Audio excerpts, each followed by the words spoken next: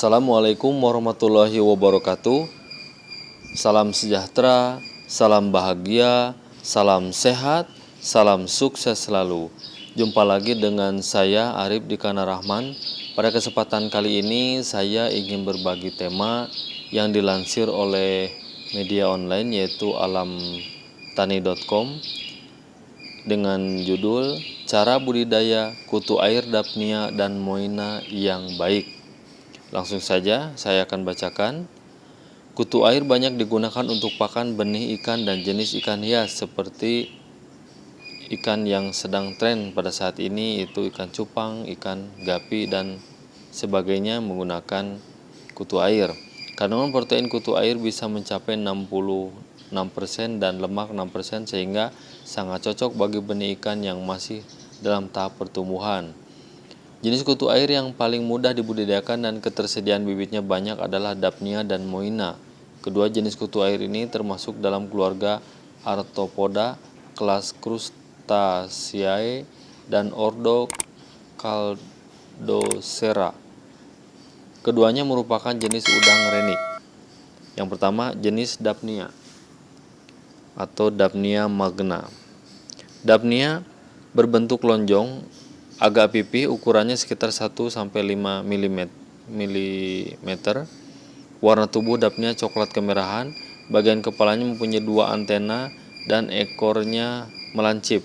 Di kolam, koloni Daphnia akan terlihat seperti titik-titik merah yang mengambang bergerombol di permukaan air.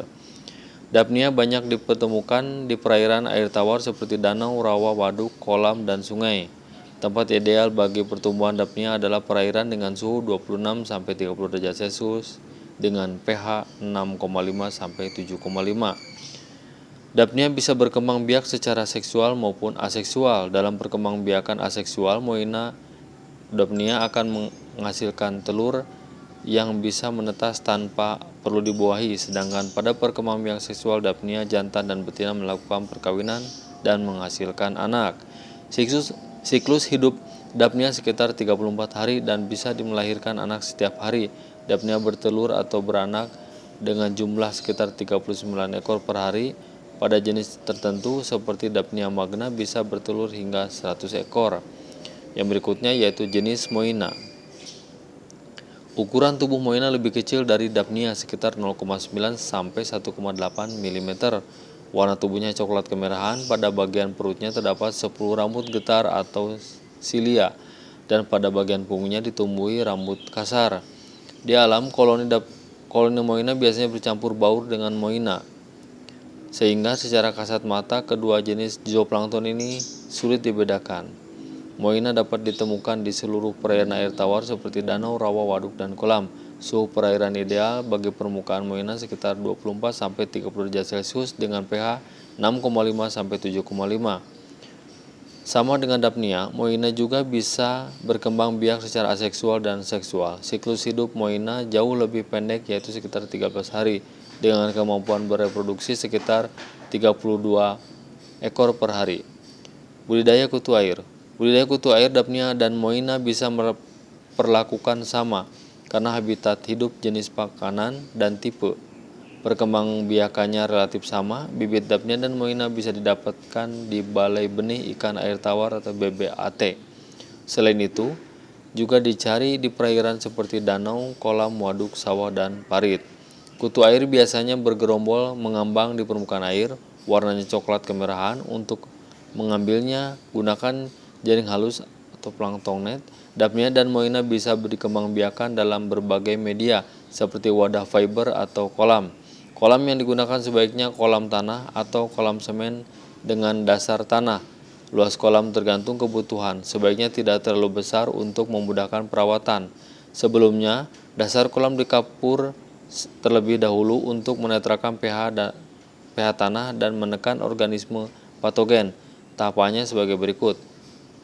Pertama, keringkan terlebih dahulu dasar kolam dengan dijemur selama 2-3 hari, kemudian lakukan pengapuran dengan dosis 1-2 kg per meter persegi.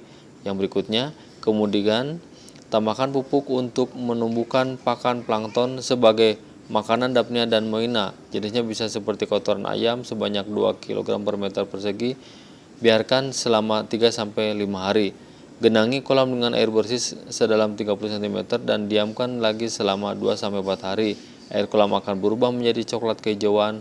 Warna tersebut merupakan pertanda plankton dan tumbuhan renik lainnya telah berkembang dalam kolam.